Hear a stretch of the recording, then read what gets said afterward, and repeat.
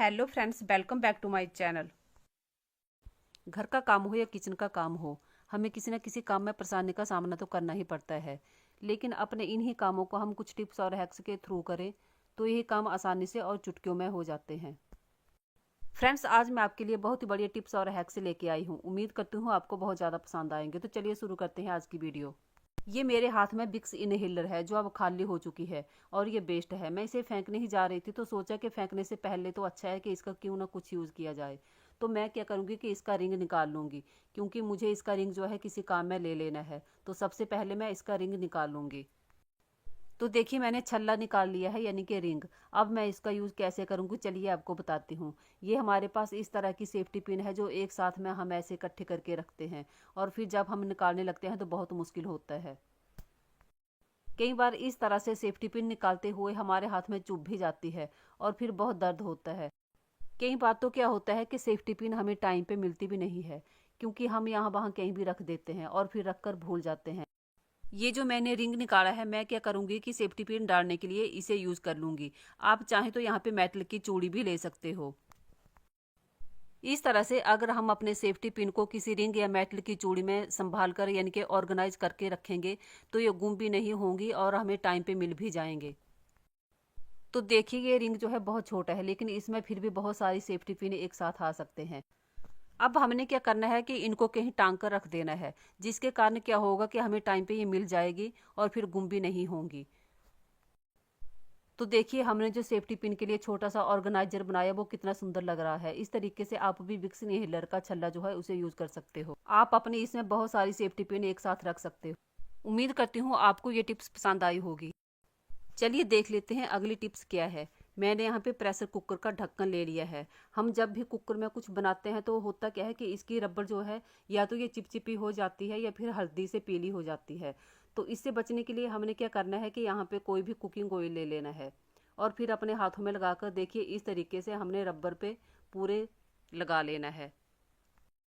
तेल लगाने से क्या होगा कि रबर जो है वो अच्छी नरम बनी रहेगी और इस पे हल्दी जो है वो बिल्कुल भी नहीं चिपकेगी और ये एकदम से साफ रहेगी। इस तरीके से आप जब भी कभी कुछ बनाने लगे तो आप क्या करें कि इस तरह से पहले थोड़ा सा तेल लगा लें और फिर रबर को अच्छे से इस तरह से लगा लें और फिर आप कुकर पे चढ़ाएं।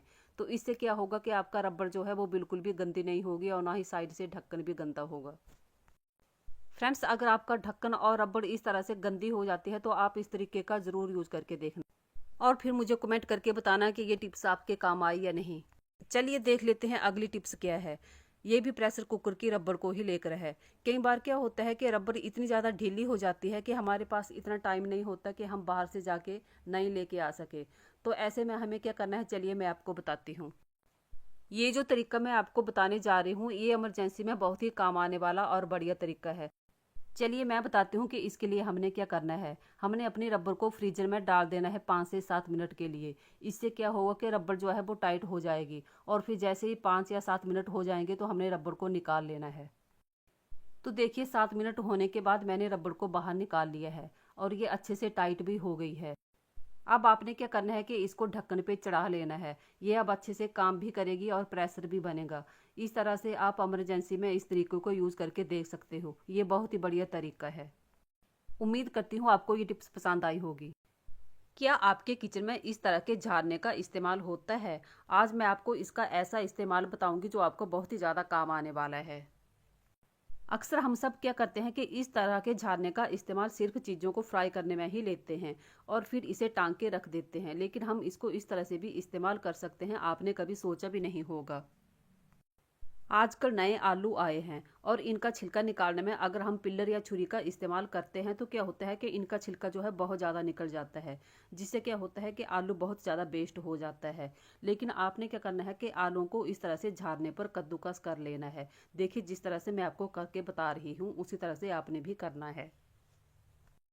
झाड़ने की जो जाली है वो आलू का छिलका बहुत अच्छे तरीके से निकाल देगी। बस आलू को आपने इस तरीके से आगे पीछे घुमाना है।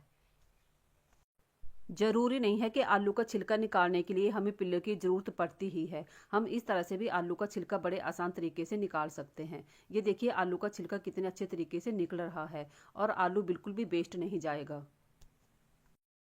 अगर किसी के पास पिलर नहीं है तो परेशान होने की बिल्कुल भी बात नहीं है।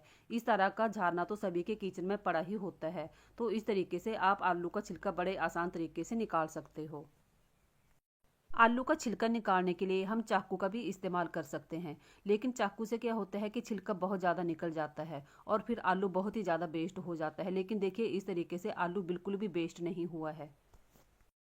ये देखिए, मैं आपको आलू को धो के भी दिखा रही हूँ। आलू कितने अच्छे तरीके से साफ हो गया है, इसमें बिल्कुल भी छिलका नहीं बचा है।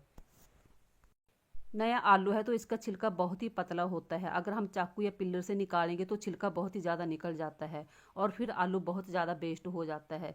लेकिन आप देख सकते हो कि आलू का छिलका बहुत ही कम निकला है और आलू बिल्कुल भी बर्बाद नहीं हुआ है। आप देख सकते हो। अगर हम पिल्लर या चाकू से छिलका निकालते हैं तो हाथ कटने का डर भी लगा रहता है, लेकिन इस तरह से हमारा हाथ बिल्कुल भी नहीं कटेगा और हमें बिल्कुल भी डर नहीं लगेगा। आप इस तरह से आलू का ही छिलका नहीं, गाजर या मूली का छिलका भी निकाल सकते हो और वो भी बहुत आसान तरीके से निकल जाएगा। उसे निकालने में भी बिल्कुल भी दिक्कत का सामना नहीं करना पड़ेगा। तो फ्रेंड्स, अगर आपको ये टिप थोड़ी भी पसंद आई हो तो अपनी फैमिली और दोस्तों से शेयर करें और चैनल को सब्सक्राइब करना बिल्कुल भी ना भूलें। तो देखिए फ्रेंड्स, मैंने आपसे बातों बातों में ही दूसरे आलू का छिलका भी निकाल लिया है और इसे निकालने में बिल्कुल भी टाइम नहीं लगता है। देखिए, आप देख पा रहे होंगे। चलिए अब मैं आपको भी इसको धोकर दिखाती हूँ। फ्रेंड्स, आप मेरे यकीन मानिए, आलू का छिलका निकालने के लिए ये बहुत ही बढ़िया और आसान टिप है। आप इसे मेरे कहने पर एक बार जरूर ट्राई करके देखना, आपको बिल्कुल भी दिक्कत नहीं आएगी। तो देखिए, आलू का छिलका बहुत अच्छे तरीके से निकल जाता है और आलू बिल्कुल भी वेस्ट नहीं होता है।